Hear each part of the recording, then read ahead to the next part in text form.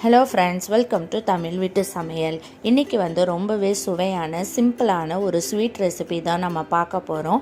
அதுவும் பரங்கிக்காய் வச்சு எப்படி சிம்பிளாக ஹெல்த்தியாக இந்த ரெசிபியை செய்யலாங்கிறத பார்க்கலாம். இதுக்கு ஒரு பெரிய பரங்கிக்காய் எடுத்துக்கோங்க. இதோட வெயிட் 3லேருந்து 4 கிலோக்குள்ளே தான் இருக்கும். இப்போ இதை நம்ம கட் பண்ணிக்கிறலாம். இதில் இருக்கிற விதை, தோல் இதையெல்லாம் கம்ப்ளீட்டாக ரிமூவ் பண்ணிடுங்க.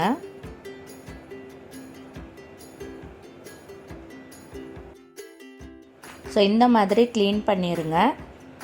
இதை சின்ன சின்ன பீசஸாக நம்ம கட் பண்ணிக்கலாம். சைஸ் இந்த அளவுக்கு தான் இருக்கணும். ஸோ எல்லா பீசஸையும் இந்த மாதிரி கட் பண்ணிவிட்டு ஒரு ட்ரேயில் போட்டு வச்சுருங்க. இந்த ட்ரேயை அப்படியே எடுத்து வெயிலில் வச்சுருங்க. ஒரு நாள் ஃபுல்லாக வெயிலில் இருக்கட்டும். இது லைட்டாக ட்ரை ஆகணும். ஸோ நான் பார்த்திங்கன்னா ஒரு நாள் ஃபுல்லாக நல்லா வெயிலில் காய வச்சு எடுத்துருங்க. ரொம்ப வத்தல் மாதிரி காய வச்சிடக்கூடாது.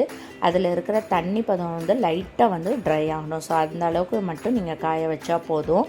ஸோ இந்த ஸ்வீட் ரெசிபியை நம்ம கருப்பட்டியில் தான் நம்ம செய்ய போகிறோம். ஸோ 1 கிலோ சுத்தமான கருப்பட்டி எடுத்துக்கோங்க. 2 டேபிள் ஸ்பூன் பெருஞ்சீரகம், 10லேருந்து 15 ஏலக்காயை லைட்டாக ட்ரை ரோஸ்ட் பண்ணி எடுத்து வச்சுக்கோங்க. 2 தேங்காயை திருகி எடுத்து வச்சுக்கோங்க. ஸோ இதுதாங்க தேவையான பொருட்கள். இப்போ வாங்க இந்த சிம்பிளான ரெசிபி, ஸ்வீட்டான ரெசிபி எப்படி செய்யலாங்கிறத பார்க்கலாம். ஒரு அகலமான கடாயை எடுத்துக்கோங்க. அதில் கருப்பட்டியை ஆட் பண்ணிக்கிறலாம். ஃப்ளேம் மீடியம் லெவல் ஹீட்டில் வச்சுக்கோங்க. தண்ணி 1/2 டம்ளர் அளவுக்கு மட்டும் சேர்த்துக்கோங்க. ரொம்ப அதிகமாக தண்ணி சேர்த்துறாதீங்க, இல்லைன்னா ரொம்ப அதிக நேரம் குக் பண்ண வேண்டியதாக இருக்கும். தண்ணி சேர்த்துட்டு அப்படியே விட்டுருங்க. கொஞ்சம் நேரத்துலேயே பார்த்திங்கன்னா அது நல்லாவே கரைஞ்சிரும். எல்லாமே கம்ப்ளீட்டாக மெல்ட் ஆயிரும். ஸோ இந்த அளவுக்கு நல்லா கரைஞ்சதுக்கப்புறம் நம்ம பரங்கிக்காயை ஆட் பண்ணிக்கிறலாம். ஸோ பார்த்து பத்திரமா சேர்த்துக்கோங்க. ரொம்ப ஃபோர்ஸாக ஆட் பண்ணிங்கன்னா சூடாக இருக்கிற அந்த பாகு நம்ம மேலே தெறிக்க ஆரம்பிச்சிரும். ஸோ அதனால் கவனமாக ஆட் பண்ணிக்கோங்க. சேர்த்துட்டு நல்லா மிக்ஸ் பண்ணி விட்டுருங்க.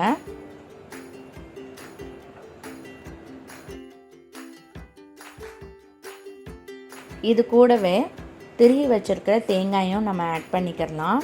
சேர்த்துட்டு நல்லா மிக்ஸ் பண்ணி விட்டுருங்க. ஃப்ளேம் மீடியம் லெவல் ஹீட்டில் வச்சு குக் பண்ணுங்கள். பரங்கிக்காய் குக் ஆகிறதுக்கு ரொம்ப நேரம் ஆகும். அதுவும் இல்லாமல் இதில் கொஞ்சம் தண்ணி விடும். ஸோ இந்த ரெசிபி கம்ப்ளீட்டாக முடிகிறதுக்கு 1/2 ஹவராவது ஆகும். பரங்கிக்காயில் இருக்கிற தண்ணிலாம் நல்லா வற்றினதுக்கப்புறம் தான் இந்த ரெசிபி உங்களுக்கு கம்ப்ளீட்டாக ரெடி ஆகும். இப்போ பார்த்திங்கன்னா நல்லா தண்ணியாக இருக்குது பாருங்கள். இடையில இந்த மாதிரி நல்லா கிண்டி விட்டுட்டே இருக்கணும். கொஞ்சம் நேரம் ஒரு 20 மினிட்ஸ் கழித்து பார்த்திங்கன்னா கொஞ்சம் கெட்டியாயிரும்.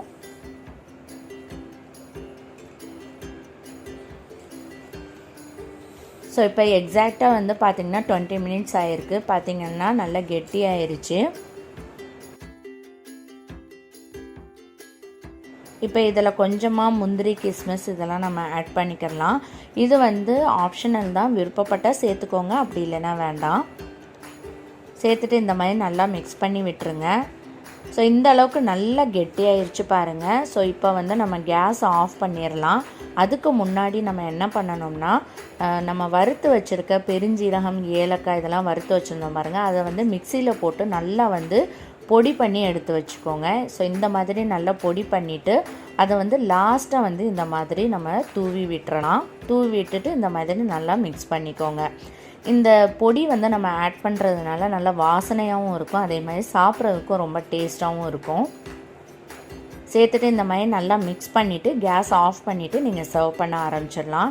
ஸோ ரொம்பவே சுவையான பரங்கிக்காய் பாகு ரெடி ஆயிடுச்சு. இதை நீங்கள் அப் டு ஒரு வாரம் வரைக்கும் நீங்கள் ஸ்டோர் பண்ணி வச்சுக்கலாம். ஃப்ரிட்ஜில் கூட நீங்கள் எடுத்து வச்சுக்கலாம்.